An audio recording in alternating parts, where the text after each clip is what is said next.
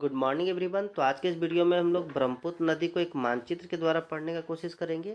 और ये मानचित्र के द्वारा पढ़ने से क्या होगा कि ब्रह्मपुत्र नदी के बारे में बहुत ही अच्छा से समझ में आएगा कि कहाँ से जाती है, कौन कौन से इसके सहायक नदी है। पूरा मानचित्र से अगर पढ़ेंगे ना तब पूरी आपका माइंड में ये घुस जाएगा। तो इससे पहले हम लोग जो है ना गंगा नदी के बारे में बहुत ही अच्छा से मानचित्र से पढ़ चुके हैं। और गंगा नदी से पहले हम लोग सिंधु नदी के बारे में पढ़े थे। तो अगर आप उस सब वीडियो नहीं देखे होंगे तो प्लेलिस्ट में डला हुआ है, आप ज़रूर जा कर के देख लीजिएगा। क्योंकि अगर आप एक बेहतरीन तैयारी करना चाहते हैं ना तो आप ज़रूर जाके देख लीजिए, क्योंकि मैप से जो है ना सब कोई नहीं पढ़ाता है। और ये मैप बनाने में जो है ना बहुत ही ज़्यादा मेहनत लगती है कि कौन सा नदी कहाँ पे है, कौन सा नदी का कब कहाँ पे जाती है, कैसे कैसे जा रही है। इसे जो है ना बहुत ही मेहनत के बाद एक मैप तैयार किया जाता है। ये वीडियो जो है ना क्लास 9th भूगोल का चैप्टर 3 अपोवाह का है, जो एनसीईआरटी भूगोल का है। ये देखो यहाँ से हम लोग पढ़ना चालू किए हैं, जिसमें अफवाह के बारे में, जल विभाजक, अफवाह द्रोणी, अफवाह तंत्र, ये सब हम लोग पहले पढ़ चुके। नदी की अवस्था, दोनों नदी में अंतर, ये सब जो है ना हम लोग पढ़ चुके हैं। और पढ़ते पढ़ते हम लोग ये गंगा नदी को पढ़ते हुए हम लोग ब्रह्मपुत्र नदी में आए हैं। और आज के वीडियो में हम लोग ब्रह्मपुत्र नदी को डिटेल से पढ़ेंगे। अगर आप इस चैनल पे नए हो तो सब्सक्राइब जरूर कर लीजिएगा, ताकि हमें भी थोड़ा सा मनोबल बढ़ता रहे। तो आइए हम स्टार्ट करते हैं। ब्रह्मपुत्र नदी को देखो, यहाँ पे ब्रह्मपुत्र नदी के बारे में सबसे पहले देखो, कोई भी नदी के बारे में पढ़ने से पहले ये जानो कि वो नदी निकलता कहाँ से और ये जाता कहाँ पे है। क्योंकि मुहाना और उद्गम स्थल जरूर पूछा जाता है। तो उद्गम स्थल मतलब ये कहाँ से निकल रहा है। तो देखिए ये जो है ना तिब्बत में एक जगह है मानसरोवर झील, ये मानसरोवर झील से ही निकलता है।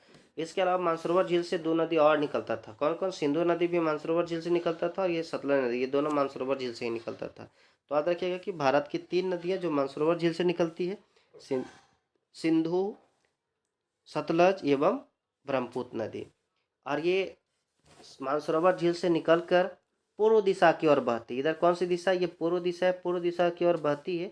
और हिमालय पर्वत की समानांतर जाते हुए, किस दिशा में जा रही है? समानांतर।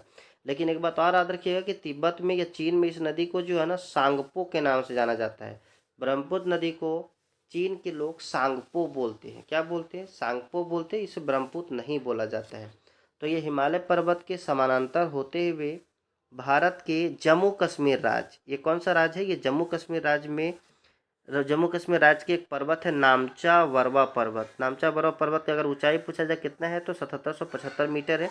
ये अरुणाचल प्रदेश के नामचा वरवा पर्वत के पास यू आकार का टर्न लेती है। देखो यहाँ पे किस तरह का आकार ले रही है? यू, यू आकार का टर्न लेती है।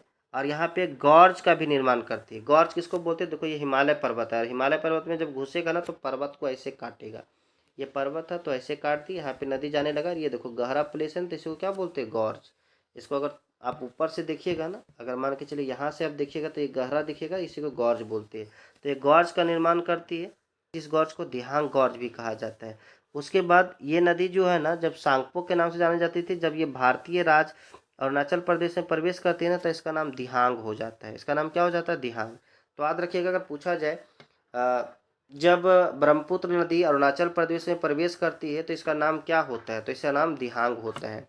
और इस दिहांग नदी का कुछ सहायक नदी, जैसे ये केनुला, केनुला जो है ना इसका सहायक नदी है दिबांग, लोहित, ये 3 इसकी सहायक नदी है। इसकी सहायक नदी आकर इसमें मिलती है। उसके बाद ये जब ये असम में प्रवेश करती है, और जब ये असम में प्रवेश करती है ना तो इसका नाम ब्रह्मपुत्र हो जाता है। इसका नाम क्या हो जाता है? ब्रह्मपुत्र हो जाता है। लेकिन एक बात और याद रखिएगा कि असम में जो है ना एक नदी द्वीप का निर्माण करती है। एक ही नदी द्वीप का निर्माण नहीं करती है, ये कई नदी द्वीप का निर्माण करता है। जिसमें से सबसे बड़ी नदी द्वीप जो है ना जिसको माजुली नदी द्वीप कहा जाता है। अब यहाँ पे सबसे पहले समझो द्वीप क्या होता है। द्वीप किसको बोलते हैं? तो वैसा जगह जिसके चारों ओर पानी हो, वैसा जगह जिसके चारों ओर क्या हो? पानी हो। जैसे मान के चलो ये कोई ज़मीन है और इधर से ब्रह्मपुत्र नदी आ रही थी, यहाँ पे कोई चट्टान मिल गया तो इसके अगल बगल से ये पानी क्या होने लगा? गुजरने लगा। जैसे यहाँ पे इधर से चल गया और इधर से चल गया, ये दोनों पानी इधर से जाके मिल के फिर आगे बढ़ा।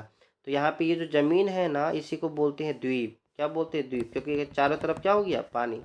और ये द्वीप जो है ना नदी के द्वारा बनाया गया, इसीलिए इसको नदी द्वीप बोलते हैं। और इस नदी द्वीप का नाम क्या रखा गया? माजुली।